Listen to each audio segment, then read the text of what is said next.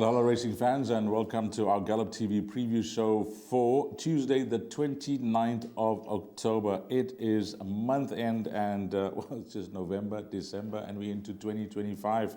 Can you believe it? Well, I trust that you had a fair weekend, had a breather on Monday, and for local racing, that is, and you are ready for Tuesday. Well, the gentleman who is ready to give us his thoughts on the race card is none other than Graham Hawkins. And I've just been chatting to him off air, and nice to find Graham in high spirits. Graham, how are you doing? No, all good, Dees. Yeah, mixed bag over the weekend. Some good, some bad, but that's the way it goes. Hopefully Tuesday's race meeting at Hollywoodbets Durbanville, which is the last at the country course for a while. Racing returns to Kenilworth on Saturday, the 2nd of November, as we kick into top gear for the forthcoming Cape Summer season. We're really looking forward to that. But first, we've got to get through this meeting. Okay, let's get straight into it then, Graham. There's 8 races on the go. First race, it's a late start, 12:50. A maiden plate for fillies and mares over 1,000 meters. As we bring up the field, I'll give you the horses in single figures, Graham. Number 2 is at 9-2. Number 3 at 8-1. 4 is trading at 6-1. 5 at 5-1. There is money here, anti-post money. Hollywoodbets for horse number 6. Beneath the Clouds, Michelle Rix's runner, a first timer, 5-1 into 28-10, 7 at 33-10, and 9 is at 6-1. Yeah, I mean, would you have heard anything about this horse, Graham, or do you know anything about this first timer that's attracting money? Because I'll tell you what I know is that Darlin has gotten a few horses now with Michelle Rix, and they tell me that this horse is a bit forward back home. Not overly confident by the groups that I'm on with them about these horses, but they are expecting a respectable performance. So may have thought, 5-1 looked a generous price for some of the guys that enjoy having a strike that are part of the horse. Yeah, well, I was going to lean on your partnerships with Guyland to find out more about number 6 Beneath the Clouds. I know nothing more than what you've already said. The money has come. Obviously, we'd like to see follow through. This is a very tricky little start to the bipot, this maiden plate for fillies and mares over 1,000 meters. Aside from the first timer, number 6 Beneath the Clouds, there are quite a few that have the potential to win this race. I haven't included number 6 Beneath the Clouds in the opening leg of my bipot, which is my suggested bet, but clearly we have a chance to see whether there's follow through in the market, to see what she's like in the parade ring and on the way down to the start. And being the first leg, you can delay putting on your bipot as late as possible. I've gone with numbers 2, 4, and 7. My marginal first choice, and I think quite attractively priced in the anti-post market, is number 4, Heritage Ridge. I was impressed with that last course and distance performance. There's already been a winner out of that form line. But I have an equal measure of respect for number 7, Angels Oasis. She showed tremendous speed on debut, although fading late to finish more than 3 lengths behind Elizabeth Grace. The obvious concern there is there have been no direct winners out of that form line. Justin Snaith's runner with Richard Faria aboard. Number 5, Frida Kahlo, finished behind Heritage Ridge last time, but that was Frida Kahlo's first run, so there's plenty of scope for improvement. 9, Spirit Guide comes back off a fairly long break, races for the first time over 1,000 meters. And then number 2, Priscilla Maisley, she ran a crack in the East Cape Fillies Nursery when it closed third behind Splice the Main Brace. That earned her a merit rating of 88, and on the best weighted column, she's a clear choice, but I think that merit rating flatters her.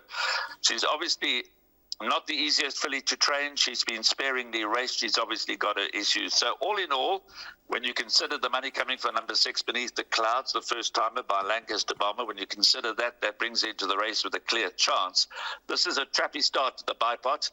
Marginal preference for number 4 Heritage Ridge, but I'm not overly confident in any way at all.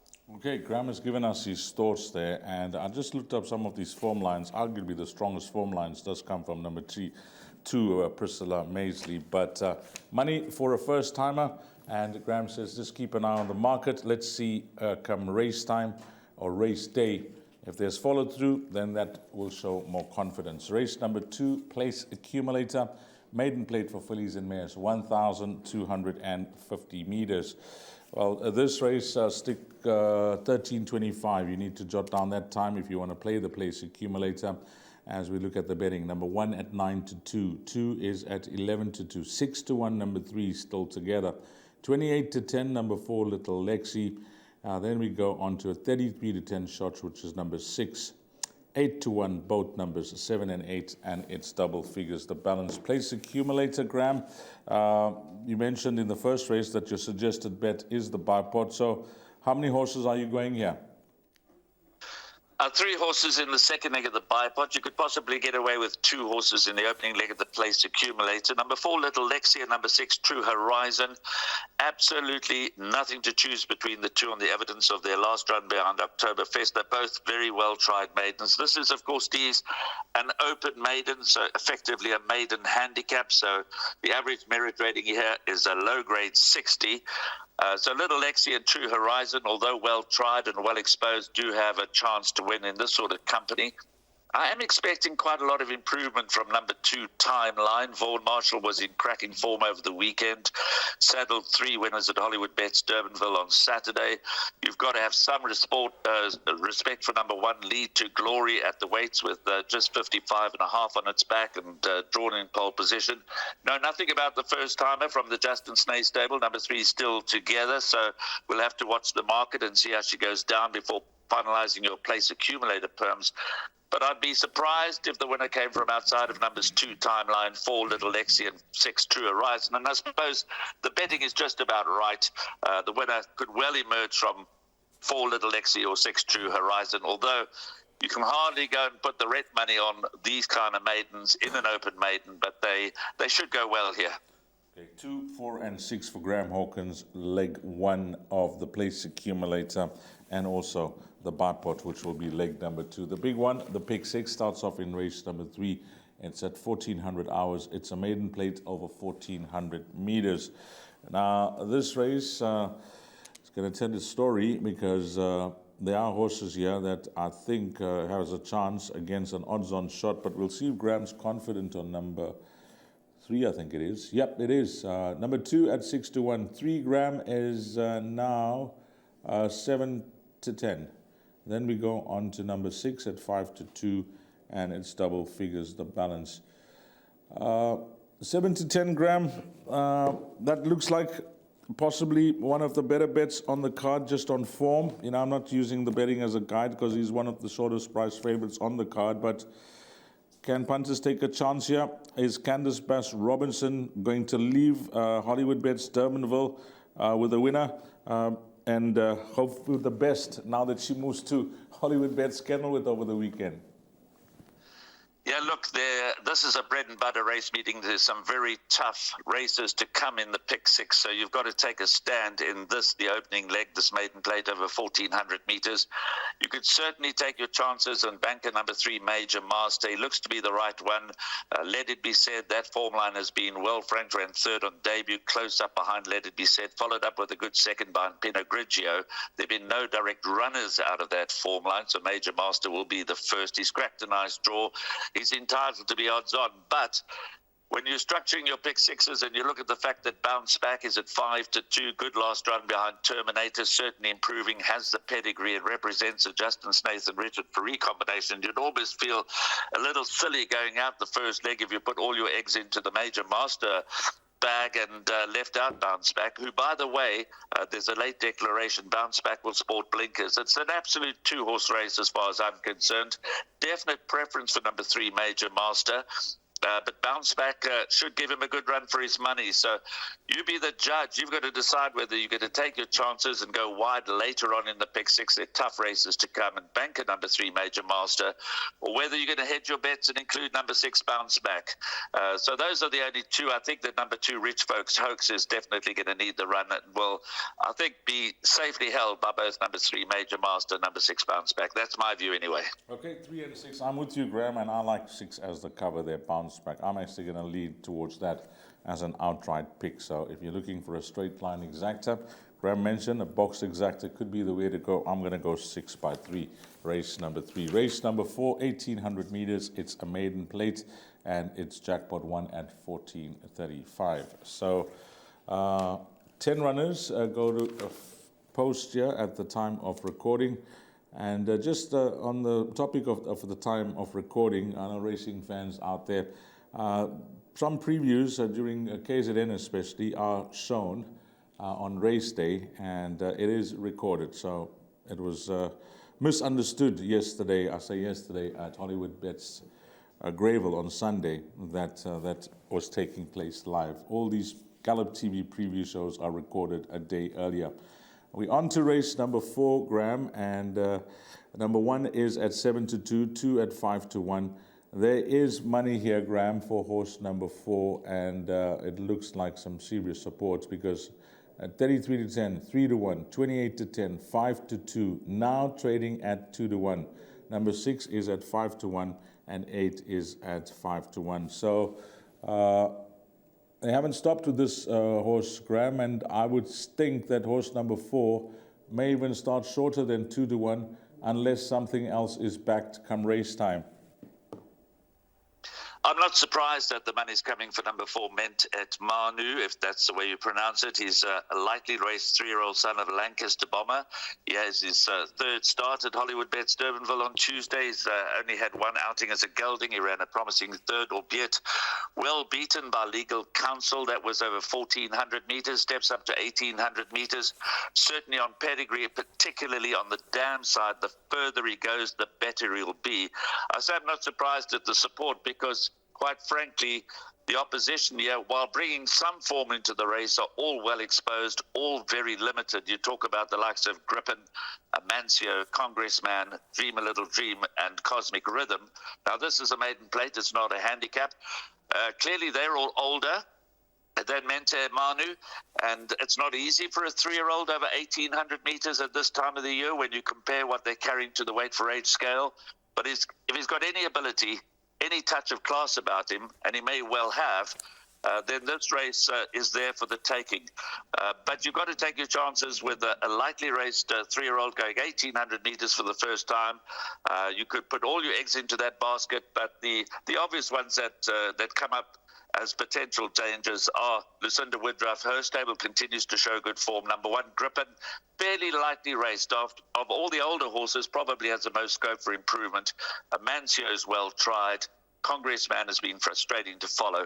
I've gone a little wide. I've gone for cover in this leg of the bipod, in the sense that, you know, obviously while Mente Manu, there's a lot going for him. The fact of the matter is he's stepping into uncharted waters over 1,800 meters, and while his pedigree suggests he should comfortably get it, he still has to show that. So I've got 1, 2, and 4 in the bipod, but I'm not surprised at the support for number 4, and he is my top choice. Number 4, debut, 40-1. Second run, 100-1, but did improve. Now going over a distance that many would think will suit him much better, and he is now a 2-1 shot after opening up at 33-10. Race number 5, 5, 6, 7, and 8 will be jackpot 2. It's 1,600 meters, and this is for fillies and mares. And we'll bring up the field here for that 5th race and have a look at the betting. Number 1 is at 3-1, 2 at 9-2, 4 at 7-2, 5 is at 4-1. Number 7, Glee Club, is trading at 4-1, and 8 at 7-1. I like the look of Candice Bass Robinson's horse here, Graham, daughter of Canford Cliffs. Could it be? Is she part of your play? That is going to be my place accumulator banker. I've, looked at the card, and I like the look of the PA on the day. Can this be a PA banker? Well, it's a bit of a risk. I'm not saying you won't get away with it. This is a Class 4 fillies and mares handicap, 1,600 meters, very competitive. Now, you talk about could it be? Last time out, we were both firmly in the camp of number 7, Glee Club, who was sporting blinkers for the first time on that occasion. She got the job done, but only just. But the 1, 2, 3 finishes in that race, Glee Club, Jet to the Sun, and Could It Be? They ran 1, 2, 3 in that race. Reoposia, so purely on form, it looks as if number 1, Jet to the Sun, again, the Snaith-Marie combination, they've got some nice runners on the day, particularly out of pole position, look to be the one to beat. But I clearly respect both Glee Club and Could It Be, who finished almost in a heap, in a bundle, when they met last time over this track and trip. The interesting runner could be number 2, Kamchatka. again, was a very comfortable winner of her maiden, despite blowing out from odds on to 9-4. We made her an absolute blinder that day. She didn't disappoint us, but she steps into handicap company for the first time, so we'll have to see how she goes. Her stable companion, Ice Rain, another one that's frustrating to follow, but clearly on best form can get in here. Talking about frustrating to follow, number 5, Enchanting Choice from the Dean Canamel stable fits that bill. Hampstead Heath cannot be safely ignored. I think this is a very trappy race. The only one that makes pretty much no appeal is number 6, Tokyo Princess. So many will look at this as a field race, but we're hoping that Glee Club form line will stand up. Jet to the Sun, Could It Be, and Glee Club to renew rivalry. So they certainly could get into it. Those are the 3 I've included in the bipod, but I would say I'd be a bit nervous if it was a banker. Could it be for me in either the place accumulator or the bipod? I'd be a bit nervous about that, but I wish you well, Dees. I wish you well.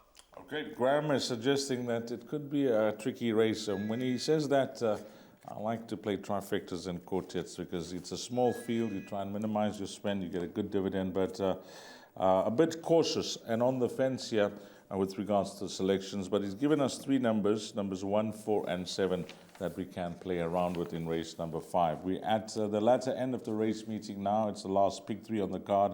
Fillies and mares, 1,400 meters. Number 2 is trading at 5-1. There is money here, Graham, for horse number 3 called White Waters. That has shortened in, I think from 7-1, if I'm not mistaken, into 9-2. Number 3, White Waters. Then we go on to number 4, which is at 8-1, 5 at 9-2. There are a few others. Number 8, I'm the Buzz. I must compliment the stable of Paul Reeves and the way they are going about their business, having winners and some impressive winners as well. Number 10 at 5-1 and 11 at 7-1. Yeah, it's really nice, not that we wish all trainers well, but when these smaller yards, when the minnows, with the limited stock that they have, enjoy a run of success, Graham. Absolutely, and Paul Reeves and Pitt Buerta, even Lucinda Woodruff, I guess she would be, although her stable is growing, she's considered to be, using your word, the minnows, but certainly Paul Reeves and Pitt Buerta, they've had a wonderful spring season, particularly Pitt Buerta. His stable has absolutely been flying along, but so is the stable of Greg Enion. And in these kind of races, the Class 5 fillies and mares, 1,400 meters, these kind of races, we've got the usual suspects from his yard, Fly to Rio, Veronique, etc. And he's represented here indeed by 4, Fly to Rio, and an interesting runner from the worst of the draw, number 11, Family Power, who ran a much better race last time, showed tremendous potential early in its career, but has plummeted down the ratings from a high of 81 to 67. So in these kind of races, the first stable I look at is to see what has Greg Enion got running. And he's got the 2 runners, 4, Fly to Rio, and 11, Family Power. And I'm going to take a punt that is going to win this race. With which one, I'm not 100% sure. So I've included both numbers 4 and 11 into the final leg of the bipod. I've also thrown in Richard Fariesmount, Hang Out the Stars. He stayed with this filly, this 5-year-old mare. He's ridden her the last 3 times. She started favourite in her last 2 starts. She was beaten by Jet Green, and yes, beaten last time out by Paul Reeves' runner, I'm the Buzz. But I'm not going to throw in the towel with number 10, Hang Out the Stars. So I've taken a bit of a liberty in this race because it's wide open. 4, 10, and 11 for me in the bipod. Money for number 3, White Waters. Still a maiden in handicap company, but we've seen the maidens win in handicap company. That doesn't overly concern me. What concerns me is that she's back up to a 79, and that may be a bit of a high rating for her. She takes on My Only Weakness, who steps into handicap company for the first time. If you go back to that open maiden, My Only Weakness scrambled home to beat White Waters by a short head, a diminishing short head at that. So White Waters has every chance of turning the tables for number 5, Only Weakness. But White Waters has also been very frustrating to follow. One of the anti-post market leaders, and the betting tells the whole story. They're betting 5-1 the field. 2, Trey Schick. She's got the draw in her favour, but to be quite frank with you, and she represents a Pitt Buerta stable that we've given a lot of airtime to. Now, I wouldn't be surprised if she won, but I'm a little tired of Trey Schick, quite frankly. Obviously, the draw is the big plus for her. So it's a trappy race. It's a Class 5. The average rating is 64. Any kind of result can be expected. But these are the kind of races that, when I'm in doubt, I turn to the Greg Enion stable for help. I think that you're spot on with that. Follow stables that are informed, jockeys that are informed. That's the business. That's the way you play.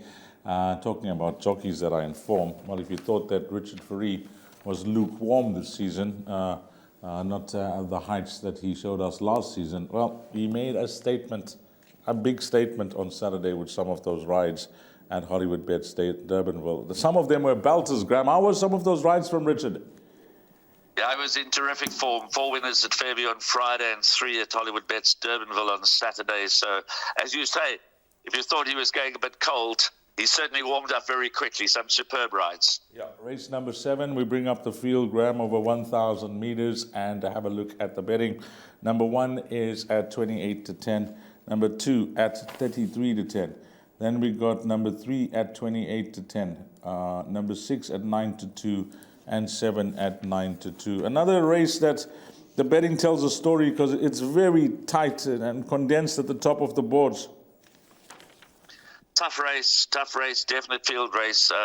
Richard Fourie, talking about him and talking about smaller stables. He rides here for Peter Wrench on number 1 explicit content, out of pole position. It's got as big a chance as anything, but I wouldn't be taking a short price. The horse that interests me most is number 7, Casino Ace. Ricky Maingard starting to flex his muscles down there. He's having a couple of winners. Louis Mkotwe rides. Showed very good pace in its penultimate start when second behind Wiley Jack. They're not a bad run by him, shifting path. He's got speed. So he would be my marginal first choice in a nightmare of a race. Fortunately, only 7 runners. But talking about Casino Ace, then you've got to look at Wiley Jack. I have no idea what went wrong last time out. No idea. He ran no kind of a race. The jock felt something amiss. He pulled up a bit short. But if he's back to best on his previous form, then that form line of Wiley Jack and Casino Ace might prove to be the one that delivers the winner here. But so many unknowns, because whether Wiley Jack will turn up safe and sound, only the race will show. I think Casino Ace might finish ahead of him. But certainly, I'm not going to go through them all, these. Each and every one of the other runners in this field has a chance. It's a nightmare of a race, albeit that it's only a 7-horse field. Well, it looks like the last pick 3 could be the way to go. Race 6, tough. Race 7, tougher. Well, let's check Graham's thoughts on race number 8, 1,000 meters. Number 2, 7 to 1. 3 at 7 to 2. 4 at 3 to 1. Number 6, who is in excellent form from the stable that Graham mentioned, is in very good form as well. The stable of Pit Bota, 33 to 10. And then number 8, Hear My Voice at 9 to 2. So, Graham, we've played wide in leg 1 of the pick 3, the last pick 3, that is. That's race 6. We've gone wide in race number 7. How can we minimize the cost of the Premier in race 8? Interesting race, Dees. Earlier on, we were discussing that Phillies race where Glee Club, Jet to the Sun, and Could It Be ran 1, 2, 3 and Renew Rivalry. Well, here we have a pretty similar story, because on the 6th of October, over this course and distance, All About L came first, Bluff and Bluff came second, Shifting Path came third, less than a length covering the first 3. So we have the 1, 2, 3 from that race, Renewing Rivalry, and there's every opportunity, every chance that the winner will come from one of these 3. But there are 2 horses I do want to mention outside of that, in case our listeners, our punters, want to go a little wider. I'm expecting a lot better from number 2, Elusive Winter. He started off his career with a bang. He earned a rating of 93. He's down to 79. Better run behind All About L in that same form line. So strictly on the form he's held. But I can't help but get the feeling that there might be a little bit more to come from number 2, Elusive Winter. So he comes into the play as well for me, as does the only mare in the race. And again, it's Paul Reeves. Hear My Voice. A good run behind Be Merry. She's quite special. Good prior 2 runs. She goes well over 1,000 meters, 56.5 in a back run for Nico. Don't ignore number 8, Hear My Voice. I'm not making things easy. I understand that. It's not an easy race. It's a class 4. If you want to minimize your spend, then trust the form line of the 8th of October and go with numbers 3, All About L, 4, Bluff and 6, Shifting Path. I'm not going to suggest an order of preference, because we know that these races, the mathematics may tell you one thing, but when it comes to the racetrack, there's every chance that All About L, despite being slightly worse off, the weights will confirm that form with Bluff and Bluff. So 3, 4 and 6, clearly, I'm not telling you anything that you can't see for yourself. They're the first choices. But I'm going to play it a little bit wider than that. I'm going to include numbers 2, Elusive Winter, and 8 hear my voice. Now, I don't have the same formula as you do. I'm quite happy to put 5 out of 9 and not necessarily go the field if there's more than half. So those are the 5 that I'm going to rely on. If you pressed me for selection, I'd venture to say that number 3, All About L, might come through again. Yeah, sometimes it can be an unnecessary, expensive exercise with that rule, as it's been of late, but nevertheless, we'll have to stick with it. Graham, let's go on to your suggested bet for the race meeting, and at the top of the show, you did mention you fancy the bipod. Yes, I do, because I'm scared of those last couple of races, even from a place accumulator perspective. The bipod is an 8-race card, starts in race 1, off at 12.50, going 2, 4, and 7. Priscilla Maisley, Heritage Ridge, and Angels Oasis. But as we discussed earlier, there is money around for the first time at number 6, Beneath the Clouds. If there's follow through, you've got time to add number 6, Beneath the Clouds, to those selections. Second leg, numbers 2, 4, and 6. Timeline, Little Lexi and True Horizon. Then banker number 3, Major Master. I'm happy to banker in the bipod. I'm expecting Major Master and Bounce Back to finish first and second. You've got to make your own choice as far as the first leg of the pick 6 is concerned as to whether you bank at number 3, Major Master, or duck for cover with number 6, Bounce Back. The fourth leg of the bipod, numbers 1, 2, and 4, Grippin, Amancio, and Menta Amanu. The money's coming for Menta Amanu, and maybe Too Strong, but likely race 3-year-old. Penultimate leg, numbers 1, 4, and 7, Jet to the Sun, Could It Be, and Glee Club. The last leg, which is race 6, off at 15.45. Here again, as I said, I'm relying on the Greg Enion stable in a terribly trappy race. 4 Fly to Rio, 11 Family Power, but I'm throwing in Richard Fourie as well, number 10, Hang Out the Stars. That's the suggested bipod. Okay, you can see the trend there with Graham's bipod. He's got 1 banker, all the other legs he's going with 3 runners, and if you multiply that perm out, it will be, let's call it 50 Rand. We'll give you 20% of that, and when you have a 20% ticket, what that means is that you want to double up in a few of those legs and multiply that per month. Graham, as always, thanks you for the time, and all the best, Graham, until we chat again for an exciting time during the Cape summer season that will be in full swing now when we get back to Hollywoodbets Kenilworth. You must be looking forward to that. Absolutely, and we kick off with a bang, obviously, with the Cape Classic for 3-year-olds. So they're revving up their engines for the 2 million Rand Hollywoodbets Cape Guineas in the middle of December. So there's no delaying getting the quality out. Next Saturday, 2nd of November, we're off to a great start. Thanks to Graham Hawkins as we say goodbye to him. So for the Gallop TV team, Graham Hawkins, myself, Dee Stein, and to you, the valued racing fan, first local racing meeting of the week, and hopefully it turns out to be a successful one for you. Have a blast, find all the winners, and until we meet again, you take care. Salanigashle.